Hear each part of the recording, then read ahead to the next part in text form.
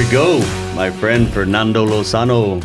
Good to see you, man. Thanks for coming in. Thanks for just hold this up kind of close to your mouth. Thanks for not saying no. You're always there whenever I ask you to help me with something. And it's funny because I was thinking as I was driving over here, it's like I've known you for probably good 20 years already. Yeah. I was really kind of reminiscing on kind of trying to make memory of like when did we meet. I think we met you mid 2000s. We're both serving the same church. Mm-hmm. I was setting up tables, chairs, for men's breakfast. You were lead security or usher. Usher. Okay. Yeah. And so, I couldn't carry a gun. They wouldn't let me. You did try. Yeah. You had a knife. Yeah.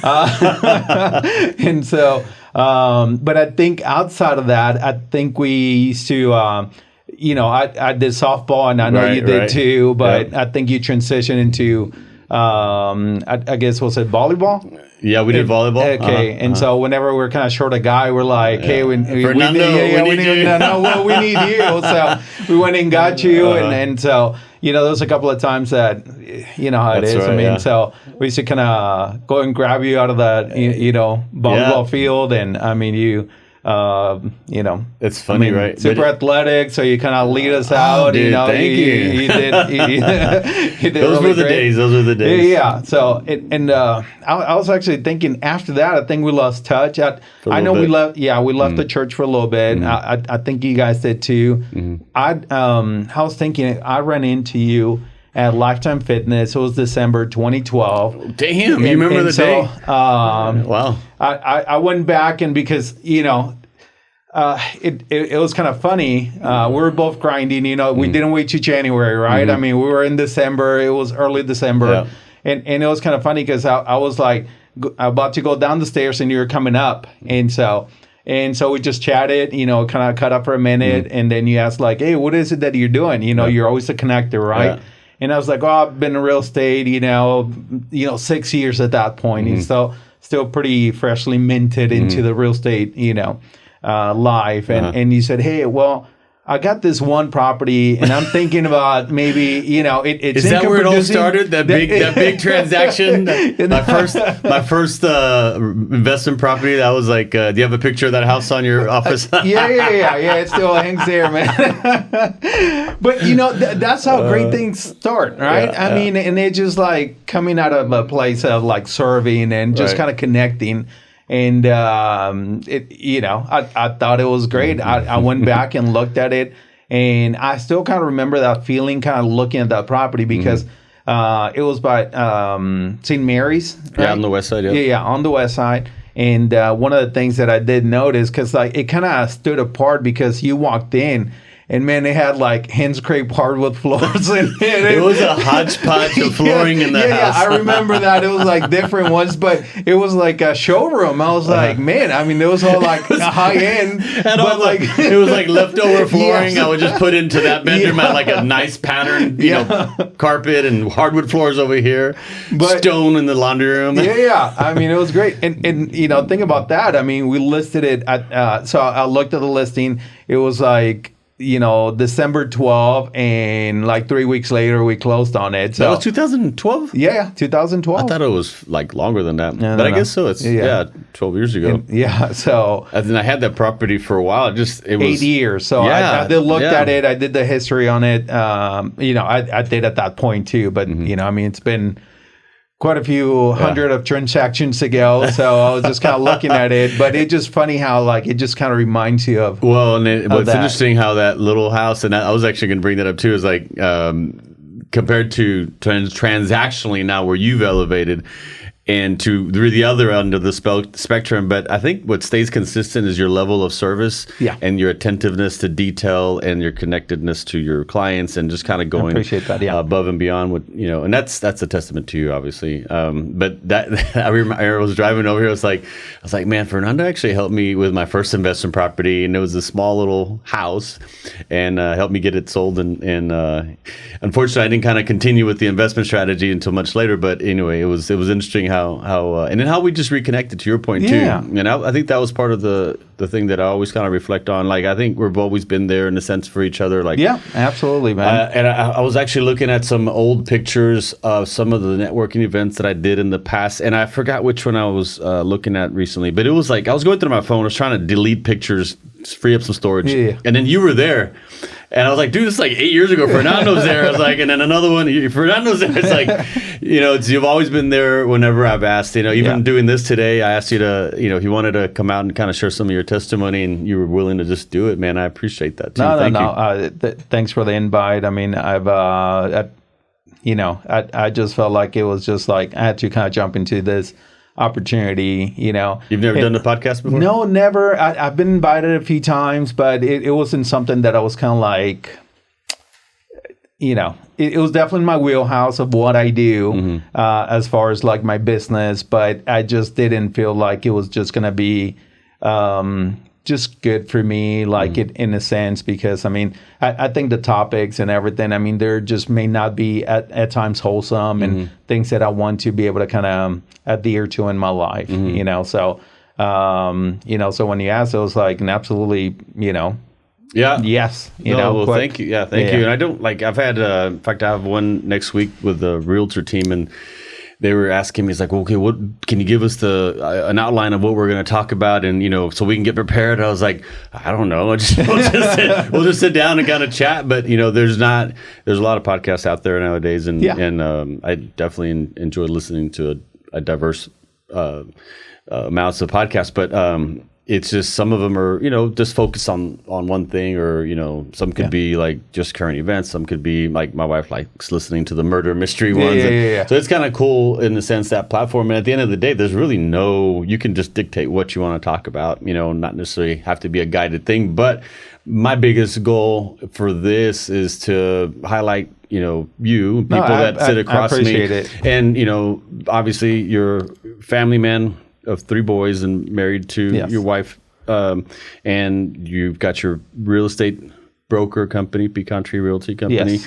So you're a believer. I mean, you've got all these things, attributes that I just want people to know about, and then kind of let you talk about your journey as well. And that's really the purpose with this. I know a guy. I mean, it's not only the guy in front of me, but the guy that has helped us kind of get to where we're at, right? Which is the guy upstairs. Absolutely. And I just like to really kind of volley back and forth with people that have similar testimony, man. No, I appreciate that. One of the things, before we start, I've noticed I've checked out a couple of podcasts, and I haven't seen any gift. Is this a trend now? I think I'm gonna. When you started, this episode was gonna come out in 5 weeks. I'm gonna actually push it up for next week. Thank you. Can I open it? Yeah. So awesome, go ahead and open it. You're gonna start setting a new trend. Yeah. So. Oh, thank you so much. Appreciate it. Essentially what you have, but now you're going to have. This is nicer. Appreciate it, brother. And so. Peak Country Realty Company. I appreciate it. Thank you so much. No, my pleasure. I mean, I would use it right now, but I'd probably have to watch it. Unless it already comes watched. No. Thank you. So set the bar high. Next guest. Yes. You can only go up from here, so. Golf balls are always good. Cigars, a little bit of scotch isn't too bad either. So anyway, thank you.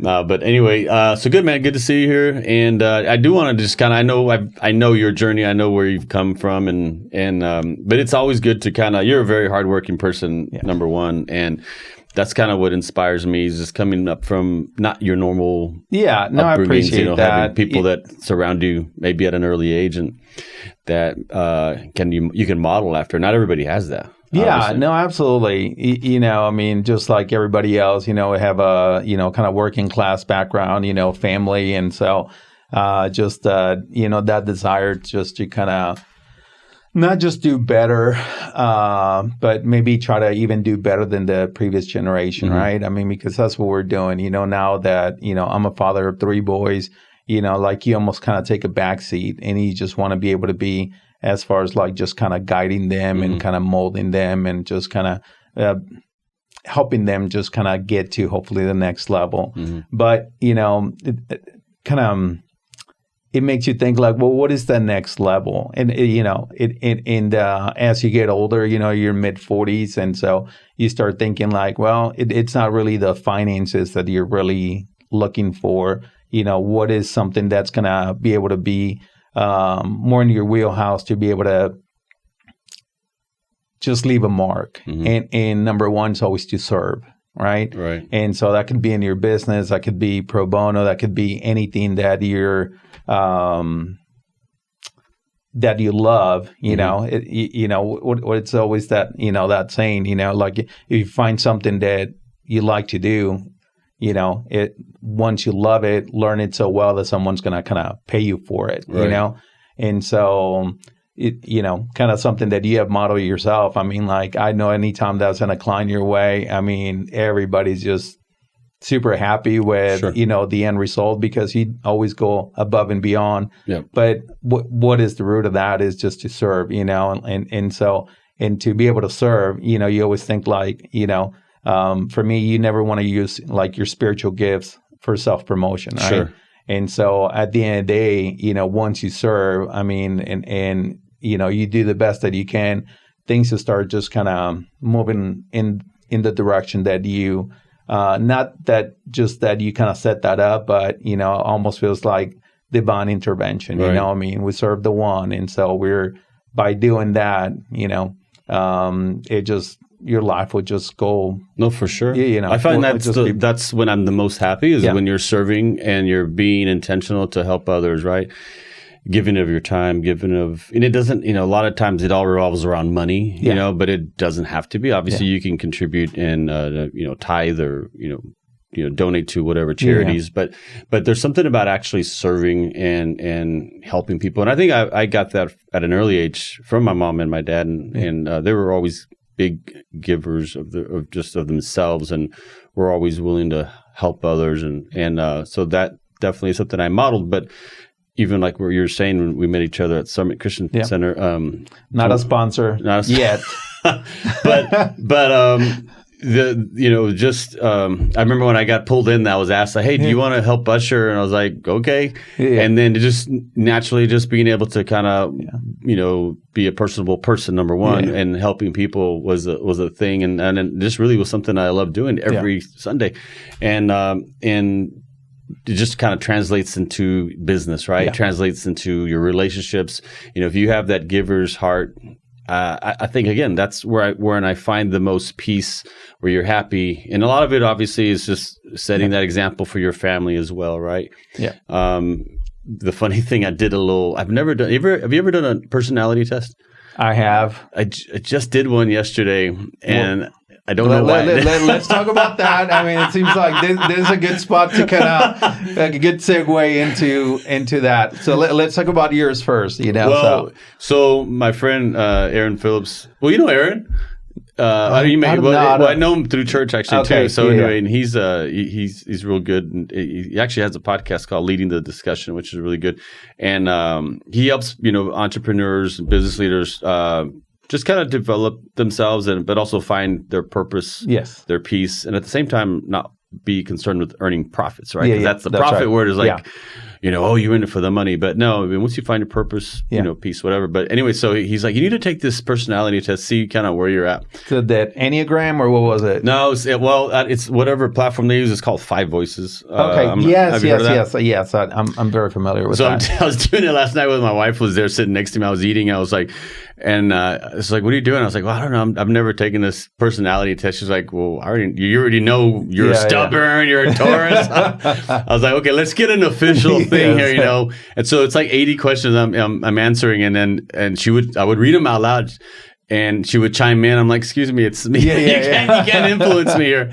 And ultimately, the end result was that I was a nurturer and connector, which is, it's interesting because I think that really does speak to who I am, and that I've somewhat, always been in a sense, and just kind of trying to help people at the end of the day. So I found it pretty enlightening in the sense that, you sometimes you're skeptical with these little, tests, personality tests or whatever. And, but it was actually pretty interesting to kind of see that, And I don't know what have you had one before? The one that I did, it was an Enneagram, and so it's and they have like the servant, and mine was like the number 8, which is kind of like a hard-headed leader, like stop at nothing just to kind of achieve the goal, and then it kind of gives you like, I guess some people as reference, like who's also an Enneagram 8, and you're like, oh gosh, I mean, and so it was just like, one was like Tommy Shelby, did you ever watch that show? Like, and so then was like Donald Trump, and I mean, it was just like, but it was like hard, personalities that sometimes people can be like, oh my goodness, that's kind of terrible. On the other side, I mean, there was like, I can't remember what the other number was, but it was almost like on the nurturing side. It was a little bit, pretty small on it. and I think because I'm more intentional on it than it's natural to me, I almost feel like I kind of got that more from my mom, but it's something that I learned from kind of modeling her, because my personality is just the nurturing side. Yeah, my personality is just like, just kind of get the job done, and so no excuses, just kind of get after it and just kind of get it done. That's actually something I've admired about you, because I know from a business standpoint and the way you have done and grown your real estate and being to where you're at in life, is you actually have just taken a no nonsense approach at it, and no excuses, just get there, get the job done, and really just make sure it's done, and you don't waver. You don't like get sidetracked or like get concerned with someone's opinion or get concerned with this or that. You just, I'm getting this done. That's good. So obviously it's not a bad thing, but it's been definitely helpful. I know clients always appreciate that. I mean, there's no emails that I don't reply to. There's no text that I don't reply to, or messages, anything like that. Everything kind of gets done quickly. I don't procrastinate. And I actually feel like I have a lot of free time, which I really don't, but it just like, because, and an item kind of comes to me and I just take care of it, and I don't wait on it. And so, if it's like past 8:30 p.m., then I was like, all right, I'll take care of that first thing in the morning, unless it's super urgent. But, in this business, I mean, if you're getting something that late at night, it can easily wait till, 7 or 8 a.m. But most of the time, there's no waiting on any documents. Everything kind of gets uploaded quickly.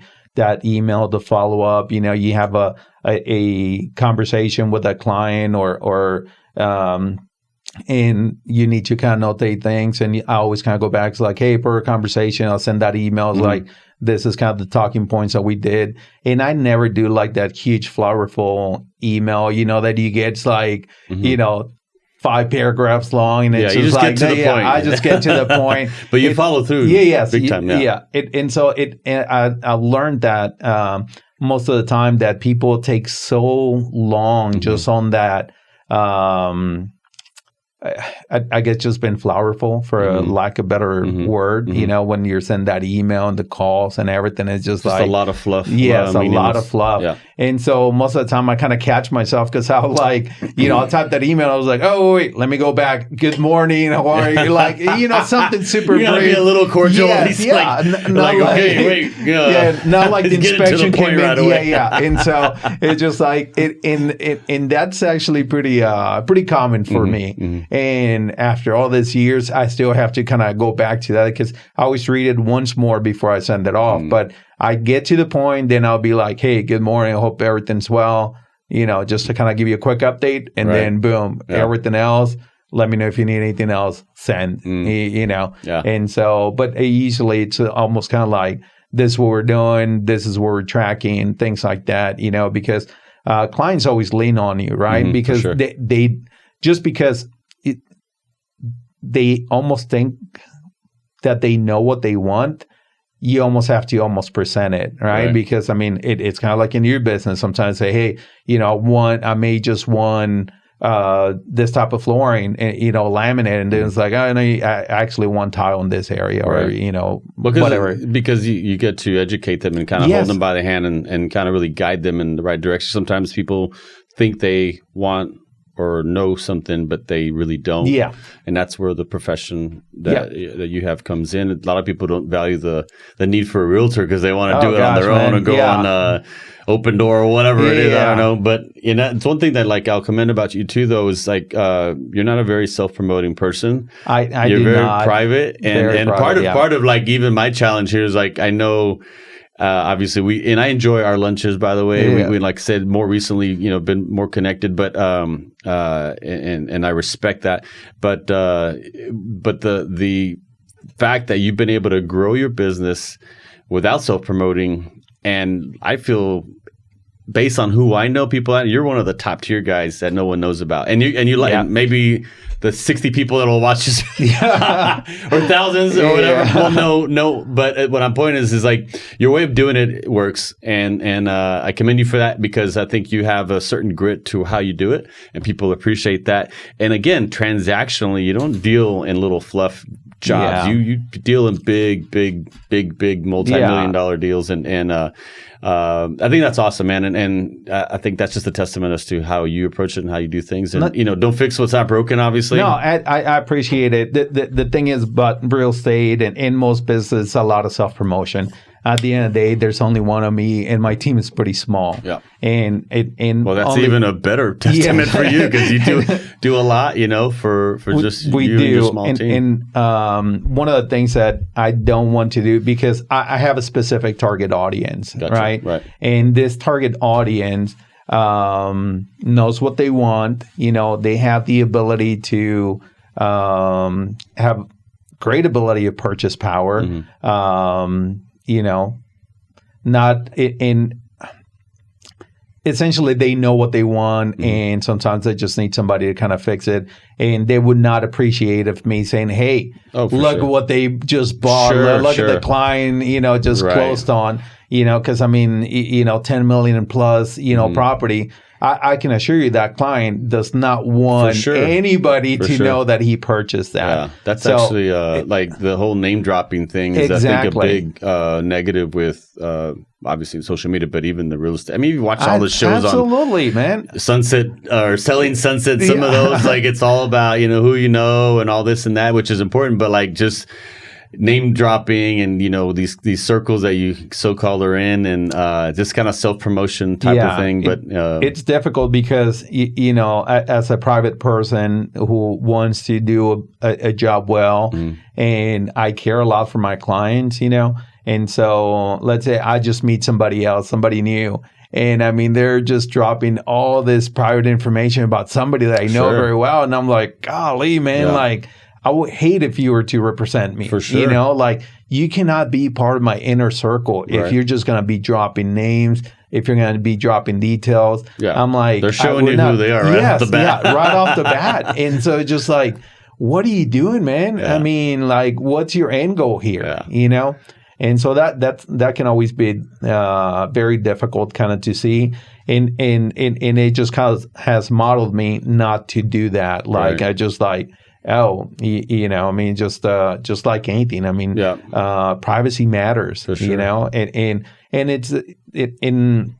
we treat everybody the same, whether we do all transactions are $35,000 whatever it was. I'm not gonna, and so, or sometimes in the same month, I mean, we'll have multiple transactions where one owns $20,000 lot or something, then you have a 10 million plus property, and we treat everybody the same, and we are excellent in all that we do. That's awesome. Because ultimately, I mean, we don't really advertise, right? So you have to be happy, you have to be super content, and to be like, hey, this is the guy you need to use. I think, and so to your point though, you make a very good point. and I've learned that through my business, that whether it's a small job or a big job, you never know what these small jobs can turn into and manifest to later, man. And if you don't treat them the same way, you're not going to be in business long. Or you may not be attracting the customers that you really should be attracting, you know, and people inherently see your intent, or, you know, as if they go and wanting to buy a house or flooring, whatever it is. And I think some people can see the shady salesman, you know, or people that aren't there to really look after him. And that's one of our goals too, is just like what you're saying, is whether you're just doing a small, you know, remodel or a big remodel, we're going to go in there with the same mindset and treat it the same way. And it's just important. I think that's just a good it really is, you know, and that comes to live by. Absolutely. I mean, you know, size doesn't mean significance, right? And so just because it's a quote unquote small deal, you know, doesn't mean that it's less significant, you know, than any of the other ones. You know, you treat everybody with respect, you know, and, you know, in my line of business, I mean, gosh, I mean, we're a secret keeper, you know, and we can't just let all that out, you know. It just like, I mean, it can hurt so many. And then not just that, but, you know, at the end of the day, you know, you know, once you break that trust from somebody, you're not getting it back. And then you're going to be known as the guy you can't trust. Exactly. And so and that's something that, you know, you have to be like super, super careful in any business, any business. So, but that's something that we really do take to heart on it. So let me backtrack, and because you mentioned like modeling and kind of, where did this all come from? How did you start this journey in real estate, or go back even further when you were younger, your work ethic?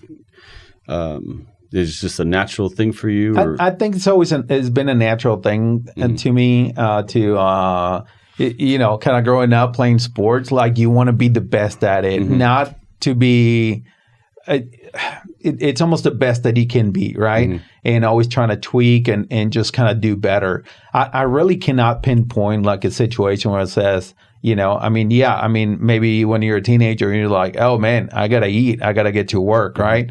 And so, but I always thought that there was going to be so much competition, and there really isn't, because a lot of people phone it in. They don't, you know, they're not consistent with their work ethic.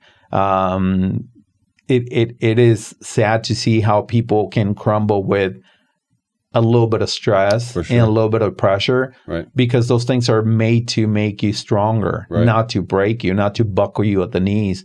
And so, well, that's why there's only a few entrepreneurs in the world. There's not too many out there that can succumb to the challenges and the ups and downs. But what was one of the first jobs you ever had, though, as a teenager? Oh, gosh, man. I mean, we were, when we first got here into the States, we started working at a tortilla factory, man. I mean, it was here in San Antonio. Here in San Antonio, really? It was the worst job, man. I mean, it was just like we had to go in at 3:30 in the morning, and we were done by 1 p.m. I mean, so how old were you? I was 15. Okay. And then after that, I get up at 1. I went home, slept 2 hours, and then started another shift at a local restaurant here, chain, from 3 to 11. You weren't going to school, or what? I wasn't going to school. And so it was just, I didn't have the opportunity to be able to kind of go back to school on it. So I ended up having to kind of just go and get a GED. Did you ever go to college or no? I only took a few classes, and no, I just didn't. And by the time I got to kind of almost fast forward to by the time I was almost 30 years old, and at that point, we had the resources to be able to go to college and everything. But at that time, I was making, I was banking. I was like, what am I going to do that for? In real estate or what? No, at that, I was already in real estate. And so I started in 2006. So, I mean, I've had that, you know, my business for 18 years. And so, you know. It's hard to go back, though, when you've already been, like, you know, making money and you're successful. Because I used to have regrets also, because I went to UTSA for a year and a half. Yeah. I consider myself an alumni because I put money in, even though I didn't graduate. So when I go to the credits. UTSA, no, I'm kidding. It's 12. But when I go to the Roadrunners games, you know, like I don't really know the songs too much, but I'll just kind of like sing as it burns up like this and just kind of. Just kind of mimic, but I never, you know, finished school, but that was one of the regrets that I had to kind of my later 20s, early 30s, but I was already kind of on what I thought was on the right path as far as just my future and whatnot, and doing what I still do. But I get conflicted with that because with college, sometimes it's with your boys. I'm assuming that you're going to want to make sure they go to school. Absolutely. And that's the same thing I'm doing with my boys. Kind of encourage them because there's something still to that. I mean, you can make arguments pro and against it, but I think we maybe didn't at an early age had the ability from a budget standpoint, the affordability just to go to school. And it's different now where we can provide that for our kids, obviously. Yeah, no, absolutely. Super blessed to be able to do that. For me, at that point when I was like, 30 years old, making, 6 figures at that point, and I was thinking like, why am I going to go spend all this money in college where I don't think it's really going to benefit me? In hindsight, I should have gone and taken care of that. But, when you're 30, you're thinking you're like so old, right? And you're thinking like, this might not be a good use of my time. And it's going to take away from what I'm already doing and away from, family, clients, everything. And so, being a business owner, you have to calculate that risk, right? And just kind of look at the pros and cons of everything. And you do the best that you can with what you got. And at that time, I thought I made the best decision. Looking back, I don't believe it was the best decision. But, you often talk to people and you said, no, I wouldn't change anything. And I was like, well, you haven't grown then, Like if you feel like you should, that given the opportunity, you would not change anything, then I feel like you have not grown as a person. You're still stuck as a 30-year-old or whatever it was when you made that decision. Yeah. But the pushback there is if you did change something, would it change the trajectory of where you're at, right? That's the thing. Like, could I have done things better? Absolutely. Should I have, in my 20s, invested and been smarter with my money? Absolutely. But did that season of kind of up and down, build my resiliency in my 30s to learn from the 20s? Yeah. You know what I mean? I completely get that point. What I'm trying to see is a little broader from that, because we're, as men of faith, we're not the ones in charge of our trajectory. Well, we are in charge of our trajectory, but there's divine intervention. There's there's that bridge where it kind of like closes the gap where we're making a mistake. There's grace, and there's second chances, third chances, whatever.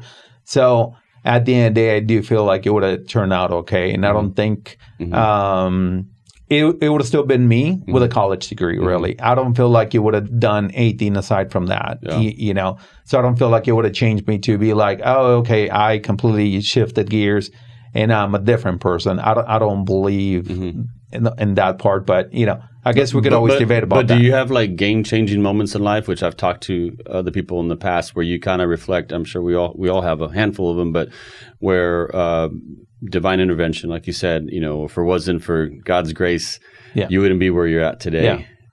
Well, funny story you mentioned that. I remember, it was 2004. I was working like a dog, saving, doing all the things that I was doing. Early 20s, had a few bucks to my name because I wasn't spending anything, everything just kind of going into the bank, and just aside from fast food and gas, whatever I needed, everything was going into the bank. And I remember that I was getting so burned out that one night I said, I remember praying, I was like, God, I feel like I'm getting burned out. I can't do anything anymore, from kind of like, I feel like at that time that, there was just a lot of shadiness and people like, almost like betrayals and things like that. Without going too much into that, I was just like, I remember saying that prayer. I'm like, God, I think I'm out tonight. Like, I feel like I've tried to do this, live right and do the Christian thing as long as I could. And I held out as long as I could. And, I'm sorry, but I think I'm done now. And funny story, I met my wife that night, my now wife. And so it was just your wife that same night? That same night, 2 hours later. Wow. And so I was just like, so I met her, and so we started, kind of like seeing each other, and like, but the following week she was like, well, I was like, well, can I see you this weekend? She's like, well, I'm going to be at church. You can come to church. Oh, my God. And so I was like, well, I guess I'm back. Oh, my God. It's gold, Jerry. It's comedy gold. So I was just like, what a twist. Like, not even out 1 week, and I'm already back in church. Wow. And so... that's awesome. And so, obviously that's a huge one, right? Because that's like, just, what else is there? You kind of fall in love, get married, have kids, and now that changed the trajectory of where I was going. That did change. So yeah, I mean, that's amazing. It's interesting to hear. I mean, that's a good one, actually. Yeah. I remember it was June 8th of 2004. Wow, you're good at dates, by the way. The ones that matter. I can barely remember my wife's birthday and anniversary. Speaking of, whenever I did the personality test, and it said nurturer, she's like, well, who do you nurture? You're like, I'm still here, ain't I? That's thanks for sharing, man. I love and I hear.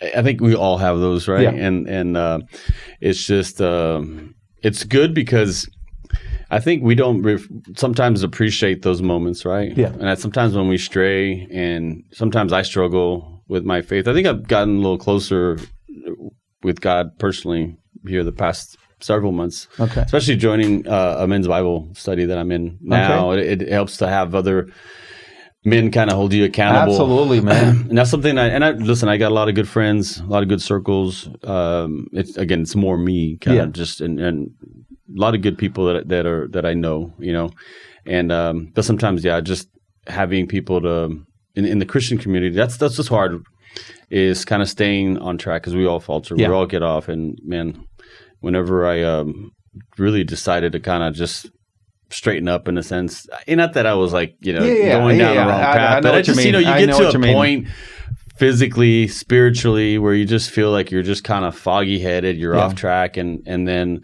going back to the servant's mindset, I feel like I was off of that. It's like I need to get back to helping people, serving people, and I think again that's when I'm at my most best, is when I'm trying to help other people, and that for me it starts with having a good foundational relationship with God, right? And it kind of feeds off of that.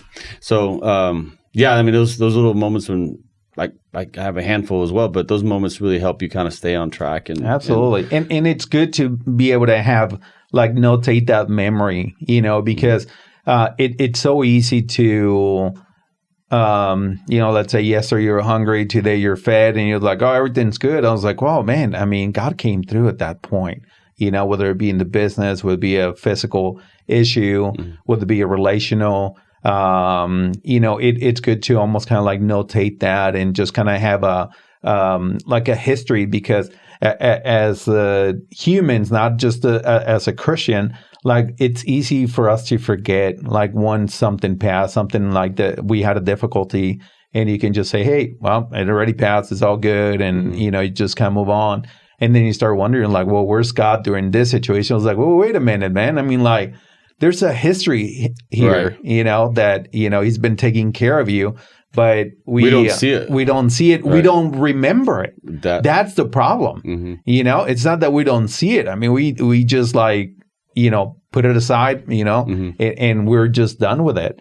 And so, and that's super important, just to always kind of go back to almost be childlike, be happy-go-lucky, have that belly laugh. I mean, enjoy the food, enjoy the company, just take those moments for not for granted, enjoy the sunshine, the rain, whatever. Right. I mean, just the little things, I mean, they matter so much, so. One of the things that I think I've shared before, but to your point, and I remember this, but you forget how you gotten to where you're at, and most of it's because really just God's provided and opened these doors for me. And whenever I went off on my own, and I think we've talked about this, but I started working on bass at Lackland, and that was an opportunity that I was able to really benefit from, grow, and learn a lot. But initially, when I first kind of got in there and got these big contracts, one of my first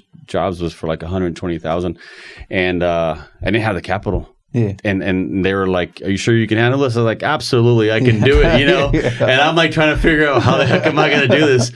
But I promise you, man. So right before we're supposed to start, I didn't have a lot of reserves, and I needed probably a good $40,000 just to kind of get the job going. And this was 2009, and during the recession, housing market, I mean, everything. No one was buying. Banks weren't lending out money, so it was tight. But I get a call from a builder randomly, a friend of mine who I've known forever. His name's Mark Granado. I'll give him some credit here. But he calls me and just to check up on me. I'd known him for several years. And, what are you doing? Are you busy? And I'm like, man, actually, I'm just here trying to figure out how to get some money because I'm starting this big project on base. Oh, really? He's like, well, tell me about it. I was like, so I start talking to him about it. And I said, yeah, I need like $40,000 to kind of get going. I'm just trying to figure out a way to get this, and we're just literally just talking as friends over the phone. And he goes, well, let's talk about it. Let me go to your office tomorrow and maybe see if I can help you. I was like, what? And he was like, yeah. So, and I already had the contracts, right? So I go in, I showed him my contracts, and he's like, okay, I'll lend you $40,000. And I'm like, man, what for a blessing. Real? Yeah. And I'm like, literally, not family member, not bank. It's just a friend of mine who was a customer, builder, who really was kind of on the sidelines at the moment because he wasn't really building closer much. than a brother at times. And he's like, obviously, we negotiated some terms, right? Of course. But he just scratched me a check, man, and shook my hand. And do you think that I was going to pay this guy as soon as I could? Absolutely. Yeah. And as soon as I was able to get funds and kind of roll and create that pipeline, man, I paid. And you know what he did? When I paid him off within shorter than the terms that we agreed to, hey, if you need any more money, let me know. And that was the catalyst for me to build my business in the government sector, public sector, which required funds, because you're making more money, but you're dishing out more money, right? Because you had employees, you had all this other stuff overhead too. So it was a good learning experience, but it helped me build my business, man. But it just was me driving around in my truck and getting a phone call. And I'm like looking up like, God, thank you. Yeah. Like that's just God's grace, bro. Like, there's no other explanation. Yeah. Like timing, everything. Yeah. And I tell him all the time. And actually him, and then I had a couple other friends that just said, hey, man, we'll help you out. And again, it's just, it's amazing, and I've always been the type of person that, like I said, I'm there for other people. Yeah. And someone told me once too, is like, you got to learn to receive as well, the help. Yeah. Because sometimes you're prideful and you're like, no, I'm good. It's difficult. Yeah. No, I get it. I think that's something that we all struggle with, when you're, it's easy for me to kind of like even give a compliment, but it's so difficult to receive it.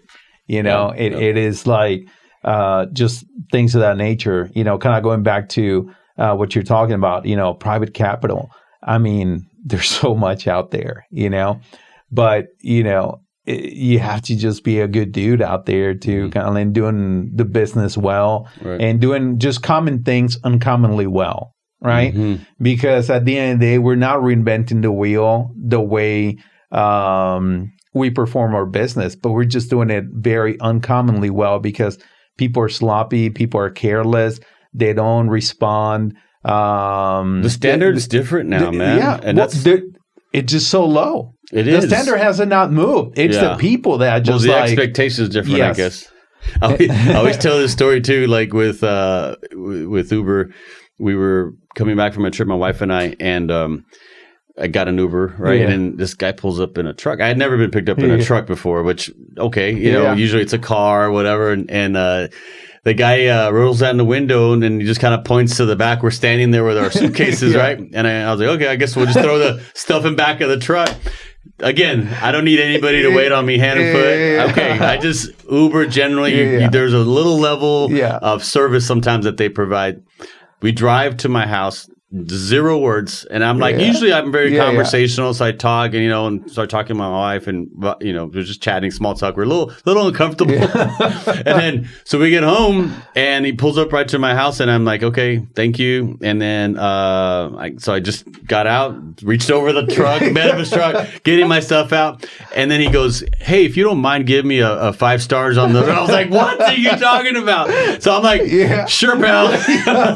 I was like trying to be nice to him. I was like, he knows where I live now. But like that level, like what happened to going above and beyond, man? Yeah. What happened to just, and I always tell people like Uber, and I always talk to people that would give us these rides and actually commend them and make suggestions in the sense of like it's a service oriented business. You can make money, man. You can make money in any service oriented business, but the expectation for them to like expect us to give them a 5 stars, like, man, the bar has like moved down. That, and I remember Pastor Godwin said this one time. He's like, if you get something that you ask for nowadays, it's considered great service. Like, no, it should be like something above and beyond. That's right. And I always try to, tell my boys that, or, in work, my installers, guys that work for me, it's like, man, go a step above and beyond, man. Don't give them the expected, give them the unexpected. That's what sets you apart, right? That's what's going to separate you from the competition, right?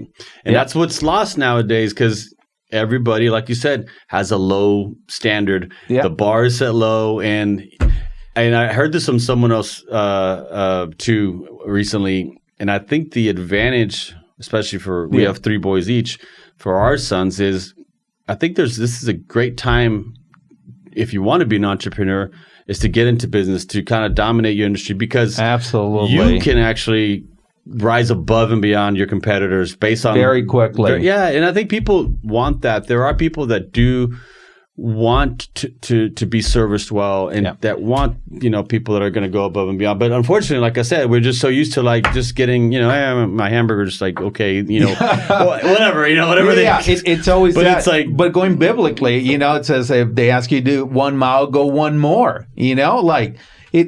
Again, we don't have to reinvent the wheel. Like, how about if we just open our Bible and what does it say that we have to do? And let's just kind of like do that, But right now, I mean, it's just like everybody's just, again, the bar has, the standard has not moved. It just the people are like, hey, because excellent, it's always going to be excellent. That has not changed. You may call it something different. You may say like, hey, I want a 5-star rating as excellent by doing a mediocre job, or the bare minimum. I was like, no. The standard has not moved. The word, the meaning has not changed. One of my favorite scriptures is Galatians 3:23. I may chop it up a little bit, but basically it says, whatever you do, work at it as if you're working for the Lord and not for anybody else. And so it's very simple scripture, but it's also whatever you do. Doesn't matter what industry you're in, what business you're in. You can be making burgers, you can be selling real estate. Whatever you do, work at it as if you're working for the Lord. That's right. Because that's the standard, right? And it's no different than if you had a client and you said you're dealing with a superstar celebrity and you're going to go like, okay, I got to take care of this customer, or if I'm doing a flooring job for a customer that I know like is a real public known person. So you're going to treat that job differently, right? Well, shouldn't you treat it that way already? Everybody. For everybody. I mean, if you're trying to like meet that highest standard as if you're working for God, like you're actually showing him you're doing your best. That's right. Then really there's nobody you can disappoint. If you're out there every day trying to make the best of what you're doing and you can go home at night, put your head on your pillow and know that you did your best, that's it, man. No one can take that away from you, right? That's right. I mean, for me, one that I always kind of like lean on, and it's in Proverbs, is like the horse prepares for the day of battle, but the victory belongs to the Lord. And so it's just like every day, I guess I see myself like a horse, but I'm just like, no, I'm getting ready for the day of battle. Yeah. Like it just like, let's go, let's take care of this, like it just like, not buckling at the knees, like it just like one of my things always like I don't allow maybe I should say this, out in public, but I don't allow for people to kind of see me sweat, I'm just like, all right, let's do this, like it could be something uber challenging. It could be something difficult. It could be, a health issue. Like you just go and you're like, all right, I'm doing this, kind of checking the boxes. This is what I'm going to do, And so because you have to prepare for the day of battle. Sure. And if you do prepare, there's the odds are in your favor, Sure, if you're ready. And then that victory is going to belong to the Lord because like, hey, I'm submitting to you. This is what I'm going to be doing, so. One thing you do encourage me by, speaking of health, is we're synced up on our Apple Watches, and I'll always get a notification. Fernando did a workout. I was like, damn it, man! I was like, I gotta. I've been more consistent here recently, but for a while, I know we'd always do these competitions. Who's gonna work out the most and stuff like that. So, how's your journey been with your health? And you look good, by the way. Good, I appreciate it. Yeah. I mean, just like anything, the pendulum, kind of swings up and down, just like my scale. And so I'm looking to kind of take it back down. It's super important to me, to be strong, to be the best that I can be, to be able to serve, to be a good husband, to be a good father, to be physically fit, to continue arm wrestling my kid, till for the rest. Until you get to the point, but they're gonna beat you eventually. I think within the year, man. I mean, it just gonna get pretty difficult. My middle one, he's lifting 2 hours a day. I can't keep up with that. How old is he? He's 14, but he's like 180 something. He's almost 5'11". Nice. I mean, it's like you can't keep up with that, and their testosterone level is just through the roof, man. Yeah. So, Are you real competitive with them? I am, and so I'm the same way with my boys. I don't let them win. It's like you have to earn this. That's the way I am too. I mean, I'm not I'm working to just help them become men. Men who are strong, but also nurturing, and so talking about kind of staying in your lane, you send me that video, about the kicker, and so for me, it was like super important. It's like, at the end of the day, you do stay in your lane, but, you can still be both, you can be strong, you can be nurturing. Right. And so, they'll testify to that. I don't let them win. And I mean, and it's creating that resiliency, the strength in him too. He's like continue working so hard, and he can kind of see me struggling now to kind of get him. And he's like, it's coming. I was like, I know it's coming, but today's not the day yet. You got to keep on working at it. So it's been super rewarding to kind of see that. I think having the boys gives us a different perspective as to how we want to lead them to be leaders of men as well. Absolutely. Right? Because if you have, and I don't have daughters, so I can't speak to someone who may have a daughter. And trust me, if I had a daughter, she'll be locked up still. No. If I had a daughter, I'd want her to succeed in life and have, find the right person that they could both take care of each other and have her fulfill her dreams, whatever that is. And I just don't have that perspective of, raising a daughter, right? But as far as raising young men, my goal is they're going to be the protectors of our future. Absolutely, right? because you're teaching them how they've seen you, how you treat your wife with the care and the flowers and being helpful around the house, whatever you can do, being a good partner to her. So you're creating good men who are going to be good husbands and good fathers, So they encourage me. They're actually, they drive me, my wife, obviously my family drives me, but having my sons kind of, obviously. You lost your driver's license? But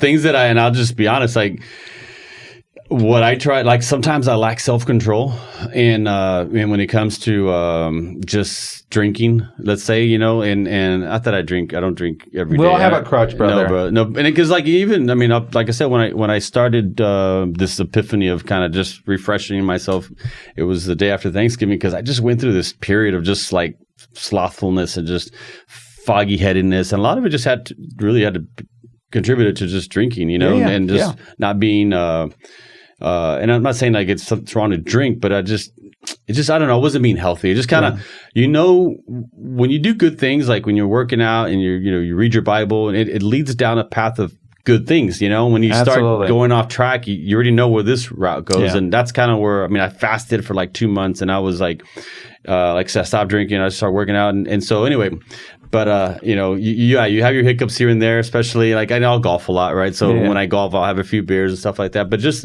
learning, for me, kind of what holds me accountable is my boys, right? Because I want to make sure I be a good Absolutely, example. man. Again, I'm not like an alcoholic or anything like that. No, but sometimes you have those moments where you're like, dude, like the next day, right? You're waking up and you're like, and it's funny. I read this from someone too, how alcohol takes away your time, right? It does, yeah. And two things.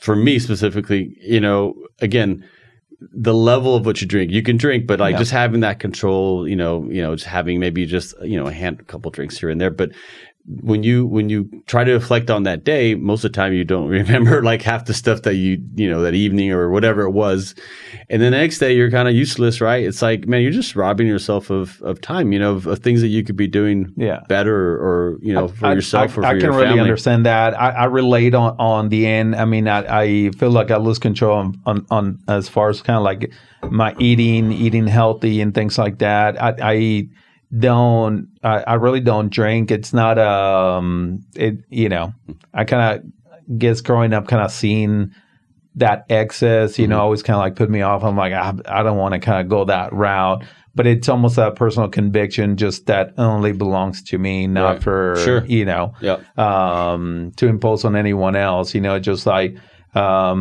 for me, just like whenever things kind of get out of whack with my eating or things like that, and it just like, and I almost feel like sometimes I have to kind of give it to Jesus, because it's like, kind of growing up, without funds, been, frankly poor, and you can't, maybe you have to kind of sadly skip a meal here and there, and you're like, hey, you know what, I can afford to eat whatever I want now.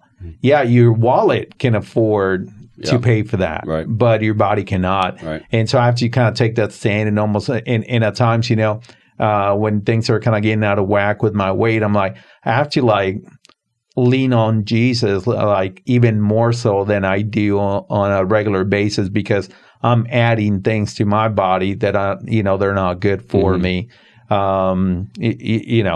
Just like anything, any time that we do anything outside of the,